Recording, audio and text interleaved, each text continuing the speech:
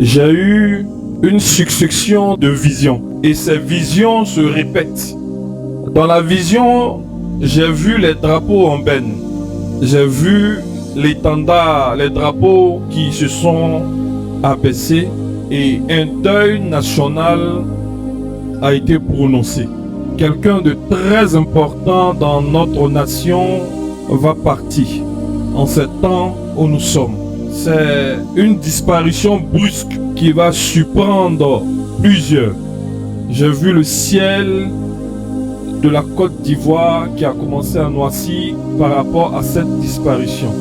Le problème, c'est que j'entends des gens pleurer, je vois un deuil national, mais quand je me projette dans la vision pour voir la personne de qui il s'agit, il y a un flou qui est là, il y a un voile qui se présente.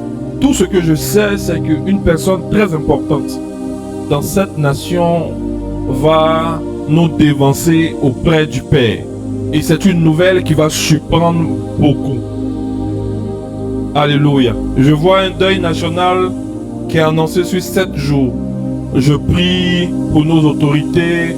Je prie pour tous ceux-là même qui sont élevés en dignité dans notre nation. Que l'Éternel, que Dieu, si cela ne vient pas de lui, qu'il éloigne cette coupe de cette nation. Mais si telle est sa volonté, et si cette volonté inchangeable, alors qu'elle s'applique. Alléluia. Que Dieu bénisse notre pays. La Côte d'Ivoire va connaître un temps rapide. Alléluia. Ce que vous voyez n'est rien encore à comparer à ce qui est en train de venir. Je vois l'agriculture de cette nation se développer et se moderniser. Je vois des jeunes créer des startups. La technologie va entrer dans l'agriculture. Les rendements, le sol ivoirien va donner des choses importantes. L'exploitation du café et du cacao va augmenter. Alléluia.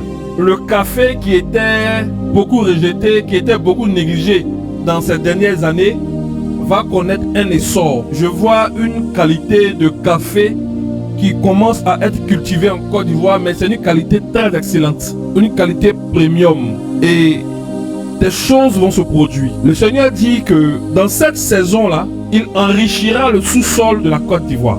Les gisements de pétrole que les gens ont découverts, ce n'est encore rien. Il y aura encore beaucoup de découvertes. Les gens vont découvrir sur la côte ivoirienne de grands gisements de pétrole. Et les gisements qui seront découverts seront comparés aux gisements qu'on retrouve dans les pays du Golfe arabique.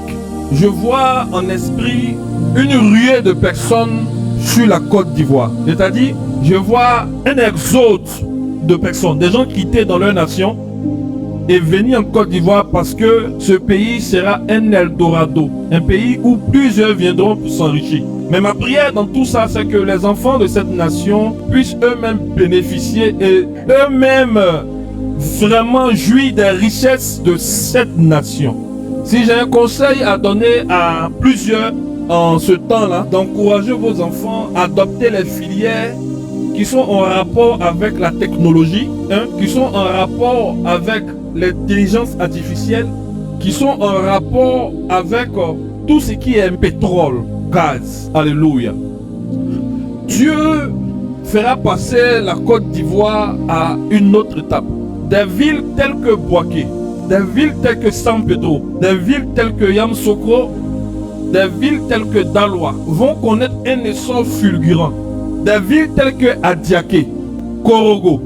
Vous allez voir des immeubles qu'on voit au plateau dans certaines villes de l'intérieur. Dieu va enrichir ses enfants dans cette nation et dans cette saison. Et parmi les personnes que Dieu va enrichir, je vois plusieurs personnes, des jeunes et des jeunes chrétiens.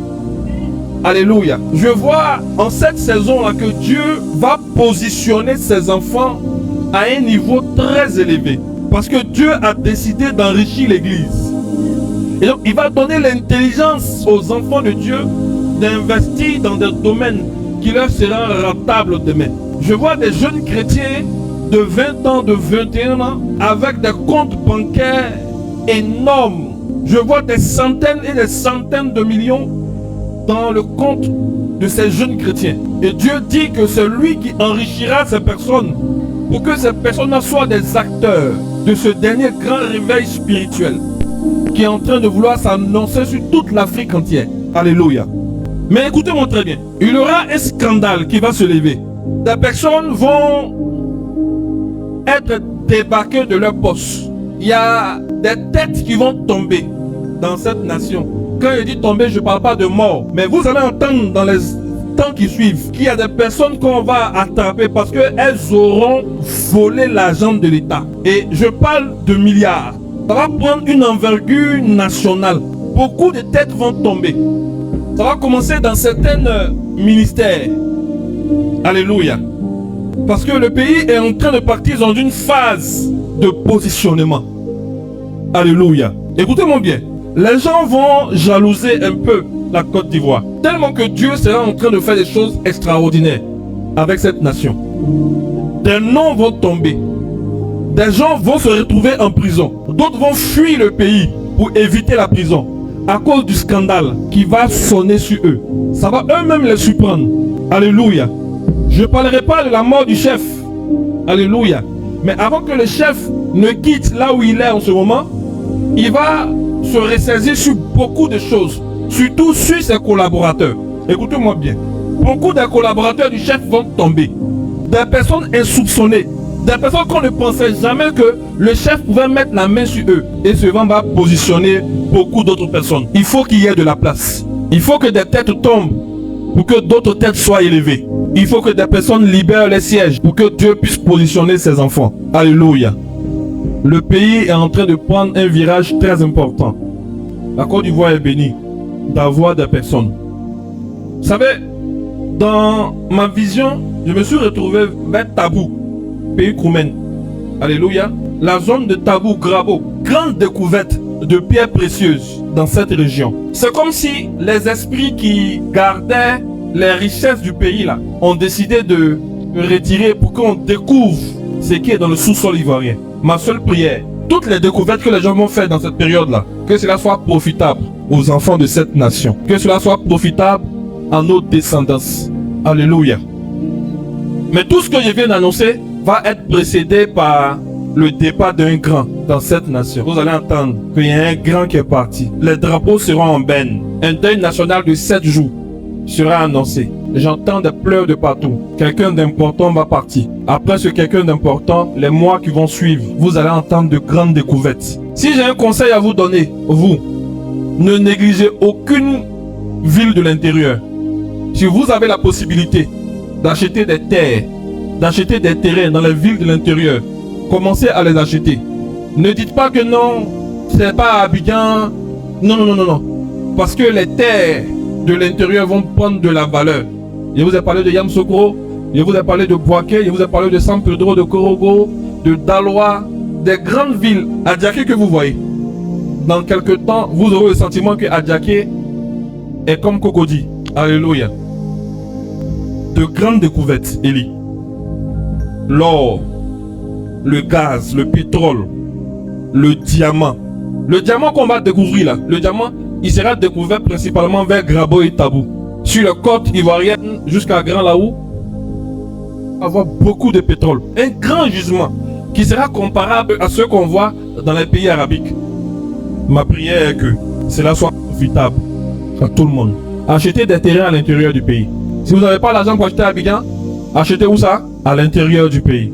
Vous serez surpris que les terrains que vous avez achetés à 400 000, à 500 000, à 1 million vont rapidement prendre de la valeur pour se retrouver à des terrains qu'on vend maintenant à 10, 15, 20 millions. Que Dieu vous bénisse.